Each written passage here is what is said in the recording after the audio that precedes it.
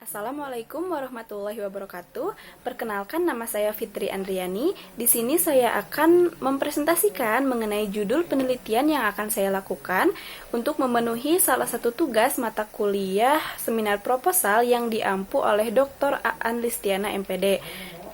Nah, untuk judul penelitiannya adalah persepsi orang tua terhadap pendidikan anak usia dini, studi di kampung adat Cirende. Nah, untuk teman-teman boleh langsung dibuka PowerPoint-nya yang telah dikirimkan sebelumnya di grup WhatsApp.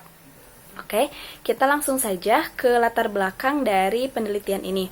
Menurut Adawiyah, tahun 2017 menyatakan bahwa pendidikan menjadi salah satu faktor penentu maju atau tidaknya suatu bangsa. Nah, maka dari itu, pendidikan merupakan salah satu hal terpenting dalam kehidupan manusia. Pendidikan juga harus dikenalkan sejak dini, karena pada masa ini merupakan masa golden age, di mana tidak hanya mengembangkan aspek perkembangan anak secara optimal saja, akan tetapi masa di mana pembentukan karakter dan kepribadian dari anak itu sendiri. Nah, berbicara mengenai pendidikan anak ini pertama kali dilakukan di dalam lingkungan keluarga, sejalan dengan pendapat dari Santut dalam Alfiana tahun 2013 yang menyatakan bahwa keluarga merupakan pusat pendidikan yang paling penting, karena keluarga merupakan lembaga yang paling berpengaruh dibandingkan lembaga pendidikan yang lain. Nah, jadi di dalam keluarga ini, anak memulai proses pendidikannya bersama dengan orang tua. Nah, berbicara mengenai orang tua, nah pasti nih setiap orang tua memiliki kewajiban untuk memberikan dan mendukung terhadap pendidikan anaknya, baik itu di pendidikan formal, non-formal maupun informal. Nah, akan tetapi setiap orang tua pasti memiliki tanggapan atau pandangan yang berbeda-beda mengenai pendidikan anak itu sendiri. Nah, hal tersebut didukung oleh pendapat dari Anizal tahun 2018 yang menyatakan bahwa setiap orang tua pasti memiliki persepsi yang berbeda-beda mengenai pendidikan anak itu sendiri, tergantung pada sudut pandang yang mereka pahami, yang mereka lihat, dan memfungsikan lembaga pendidikan tersebut. Nah, berangkat dari persepsi orang tua yang berbeda-beda, maka dari itu, bagaimana sih persepsi orang tua mengenai pendidikan anak usia dini di kampung adat Cirende yang terletak di Kelurahan Leuwi Gajah, Kecamatan Cimahi Selatan, yang mana masyarakat di kampung adat Cirende ini masih memegang teguh kebudayaan dan kepercayaannya. Nah, di kampung adat Cirende terdapat 56 kakak. Banyaknya penduduk usia 0-4 tahun di Kelurahan Leuwi Gajah, Kecamatan Cimahi Selatan pada 2018 yaitu sebanyak 4.167 jiwa. Nah, yang mana itu merupakan salah satu angka yang cukup tinggi gitu dibandingkan dengan kelompok usia yang lainnya. Data tersebut saya dapat dari BPS Kota Cimahi, Kecamatan Cimahi dalam angka 2019.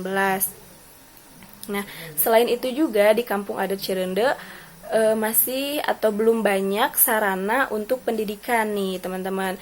Jadi berdasarkan penelitian yang telah dilakukan oleh Hidayat tahun 2018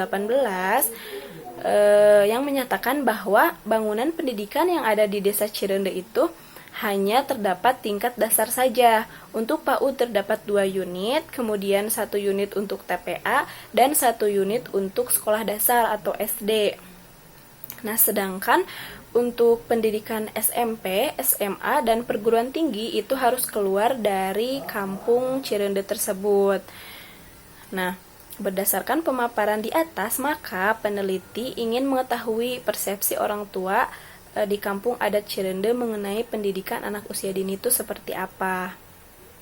Selanjutnya, di rumusan masalah, berdasarkan latar belakang di atas, maka rumusan masalah pada penelitian ini adalah bagaimana persepsi orang tua di kampung adat Cirende terhadap pendidikan anak usia dini. Sedangkan untuk tujuan penelitiannya adalah untuk mengetahui persepsi orang tua di kampung adat Cirende terhadap pendidikan anak usia dini. Nah, untuk selanjutnya teman-teman ada kajian teori yang mendukung teori dari penelitian yang akan saya lakukan. Jadi yang pertama di sini ada pengertian persepsi.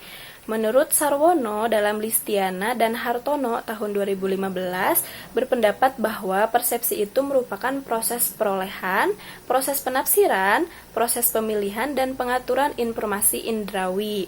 Nah, persepsi berlangsung pada saat seseorang menerima stimulus yang berasal dari luar, kemudian ditangkap oleh indrawinya, dan kemudian masuk ke dalam otak. Nah, persepsi merupakan proses pencarian informasi untuk dipahami yang menggunakan alat penginderaan. Nah, itu menurut Sarwono dalam Listiana dan Hartono 2015. Kemudian ada juga pendapat dari Listiana dan Hartono tahun 2015 bahwa persepsi itu mengandung suatu proses dalam diri untuk mengetahui dan mengevaluasi sejauh mana nih kita mengetahui orang lain gitu. Jadi pada proses ini mulai terlihatlah kepekaan yang ada pada diri seseorang terhadap lingkungan sekitarnya. Selanjutnya ada faktor-faktor yang mempengaruhi persepsi. Di sini ada 5 faktor. Yang pertama perhatian, kemudian yang kedua ada kesiapan mental, yang ketiga ada kebutuhan, yang keempat sistem nilai, dan yang kelima tipe kepribadian. Selanjutnya ada proses terbentuknya persepsi. Ini menurut Robbins dalam Yazid dan Ridwan tahun 2017. Nah, mengemukakan bahwa proses terbentuknya persepsi adalah sebagai berikut. Yang pertama ada pemilihan, kemudian setelah itu ada pengorganisasian, dan yang terakhir ada interpretasi. Nah, untuk jenis-jenis persepsi juga ada 2 nih teman-teman. Yang pertama persepsi positif dan yang kedua adalah persepsi negatif. Selanjutnya ada pengertian orang tua. Orang tua merupakan komponen dari keluarga yang terdiri dari ibu, ayah, yang memiliki tanggung jawab pendidikan, pengasuhan, serta bimbingan terhadap anak-anaknya. Kemudian menurut Astrida dalam Wulandari tahun 2017, adapun tugas dan peran orang tua terhadap anaknya dapat dikemukakan sebagai berikut nih. Jadi menurut Astrida dan Wulandari, tugas dan peran orang tua itu ada yang pertama melahirkan, kemudian mengasuh, membesarkan, dan mengarahkan menuju kepada kedewasaan, serta menanamkan norma-norma dan nilai-nilai yang berlaku, serta harus mampu mengembangkan potensi yang ada pada diri anak, memberi teladan dan mampu mengembangkan pertumbuhan pribadi dengan penuh tanggung jawab dan penuh kasih sayang. Itu menurut Astrida ya. Selanjutnya ada pengertian pendidikan anak usia dini.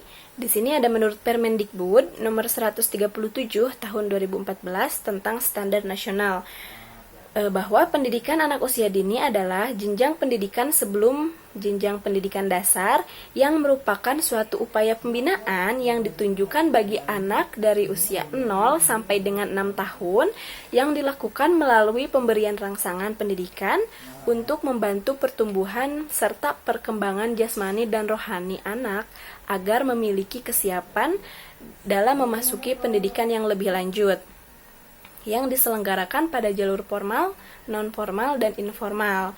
Itu dari menurut Permendikbud. Kemudian ada menurut Suyadi dan Ulfah tahun 2013 yang menyatakan bahwa pendidikan anak usia dini secara umum itu bertujuan untuk memfasilitasi perkembangan potensi anak secara optimal dan menyeluruh, sesuai dengan norma dan nilai-nilai kehidupan yang ada di lingkungan sekitarnya gitu. Untuk mencapai tujuan tersebut, perlu peran aktif seluruh elemen masyarakat dalam membentuk generasi-generasi penerus yang berkualitas gitu, dimulai dari anak-anak usia dini gitu kan. Dalam hal ini termasuk orang tua yang memiliki peranan yang sangat penting. Nah, jadi teman-teman, di sini peranan orang tua itu sangat penting ya dalam membentuk kepribadian dari generasi-generasi selanjutnya atau dari anak-anak generasi penerus selanjutnya. Selanjutnya ada metode penelitian. Nah, jadi penelitian yang akan saya lakukan ini menggunakan jenis penelitian deskriptif kualitatif. Jadi penelitian kualitatif ini adalah penelitian yang bermaksud untuk memahami fenomena apa yang dialami oleh subjek penelitian. Misalnya perilaku, kemudian persepsi, motivasi, tindakan, dan lain sebagainya. Itu secara holistik dan dengan cara deskripsi dalam bentuk kata-kata dan bahasa. Seperti itu. Sedangkan penelitian deskriptif yaitu mempelajari masalah-masalah yang ada di dalam masyarakat serta tata cara yang berlaku pada masyarakat itu sendiri serta situasi-situasi tertentu di dalam masyarakat. Nah, termasuk juga tentang hubungan kegiatan, sikap-sikap, pandangan-pandangan, serta proses yang sedang berlangsung dan pengaruh-pengaruh dari suatu fenomena gitu. Nah, untuk jenis penelitian deskriptif kualitatif ini yang digunakan pada penelitian saya, ini dimaksudkan untuk memperoleh informasi mengenai persepsi orang tua terhadap pendidikan anak usia dini di kampung adat Cirende secara mendalam dan komprehensif. Selanjutnya, ada daerah penelitian. Ini tadi sudah jelas ya bahwa daerah penelitiannya nanti akan dilaksanakan di Kampung Adat Cirende yang terletak di Kelurahan Leuwi Gajah, Kecamatan Cimahi Selatan.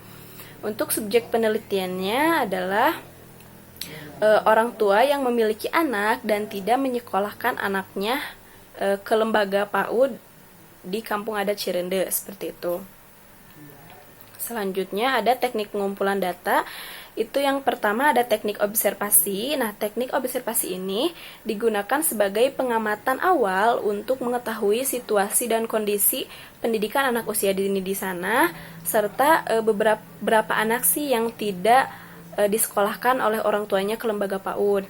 Untuk yang kedua ada teknik wawancara. Itu digunakan untuk mengungkap data tentang bagaimana persepsi orang tua terhadap pendidikan anak usia dini di sana. Kemudian yang ketiga ada teknik dokumentasi. Nah, teknik dokumentasi ini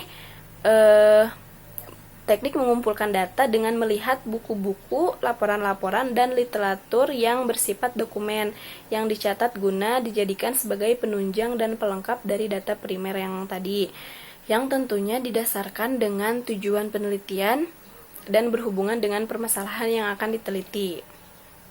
Nah, untuk selanjutnya itu ada instrumen penelitian. Nah, instrumen penelitiannya menggunakan panduan wawancara dan panduan dokumentasi, seperti itu. Kemudian untuk teknik analisis data itu yang pertama ada pengumpulan data mentah, kemudian ada transkrip data, selanjutnya penyimpulan sementara. Setelah itu akan dilakukan triangulasi dan yang akhirnya akan menyimpulkan penyimpulan akhir. Seperti itu. Nah, itu aja teman-teman mungkin yang dapat saya sampaikan mengenai presentasi tentang judul yang akan saya teliti. Mohon maaf apabila terdapat kesalahan. Mungkin teman-teman ada yang ingin bertanya atau misalkan memberi saran untuk lebih baik nanti saya ke depannya. Boleh nanti di grup WhatsApp kita diskusi. Kemudian ya, terima kasih atas perhatiannya. Mohon maaf apabila terdapat kesalahan. Wabillahi taufiq wal hidayah. Wassalamualaikum warahmatullahi wabarakatuh.